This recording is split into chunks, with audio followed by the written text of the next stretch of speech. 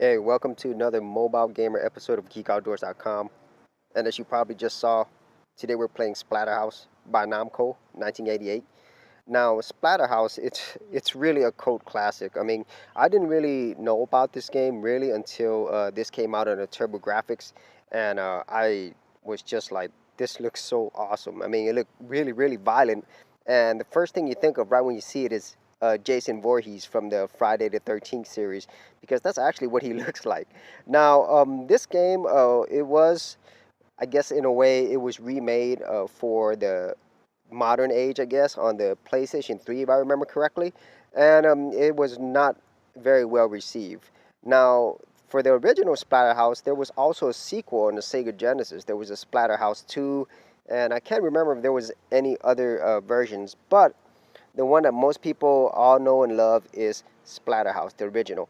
And there's not a lot of story here, but in the modern retelling of it, there's a lot more that goes to the story. But basically, this mask, this hockey mask, this Friday the 13th mask, has some really special powers. And basically, when you have the mask on, which you do now, you become this hulking beast um, who can put out a ton of damage. And this game was just sweet. I mean, it's just about basically just killing monsters. But the graphics were awesome. I mean, and it was like violent. I mean, really violent. And you know, back in 1988, this wasn't something that was common. So as you could see, whenever you like kill enemies, they actually splat on the wall, and the enemies were really, really inventive. And you got to remember, this is from Namco, and so Namco, they've been around a long time. You know, they were the creators of Pac-Man, and also the Tekken series and Soul Calibur and so many others. You know, Namco, they are a juggernaut. But back then, this game was something that was really different. You didn't really see this at the arcades, although, you know, once games like Mortal Kombat became more popular and people were used to playing really violent games, or in this case, violent horror games, more games like this came out, and more people wanted it. And as you could probably see, I've died a lot of times. This is a really, really hard game. um, I don't know how else to put that.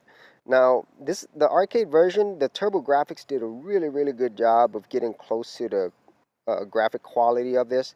And then whenever Splatterhouse 2 came out in Genesis, it was okay. I mean, I didn't really enjoy it that much. But the arcade version is my favorite. And it's a really simple game mechanic. You just jump, punch, or if you have a weapon, you know, you pick that up. But like I said, it's very difficult. See, and I just died again. And when you do die, you actually have to start at the very beginning of the stage, or in this case, I just completely died. And yeah, it was a fun game. Fun, but difficult. And in my opinion, it was way too difficult, and it had really nothing to do with the level design or anything. It's just that they made you start at the beginning. You know, they don't give you a lot of energy. But it was a really fun game. Yeah, and I mean, I wish that the retelling of this, you know, the new modern one, I wish that one did better because some people really like that one, you know. And as I said, I think that was the PlayStation 3 version, and it did have a lot of 3D graphics and so forth. And who knows, they might remake this one, you know, because it is a cult classic, you know, and so they might remake Splatterhouse again. Um, and hopefully, I think if they do remake it, I hope they make it as a 2D side scroller instead of a 3D version like they tried previously. So that's pretty much it for this episode of the Mobile Gamer on GeekOutdoors.com.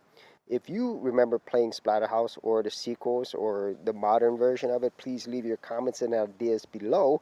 And if you had any questions for me about this game, just, you know, give me a Snapchat at Geek Outdoors, and we'll see you on another episode. Thanks for checking out this episode. And as always, if you like these videos, be sure to click on the subscribe button. And for full written content, audio content, and additional geek stuff, head over to geekoutdoors.com. And I'll see you outdoors on the very next episode.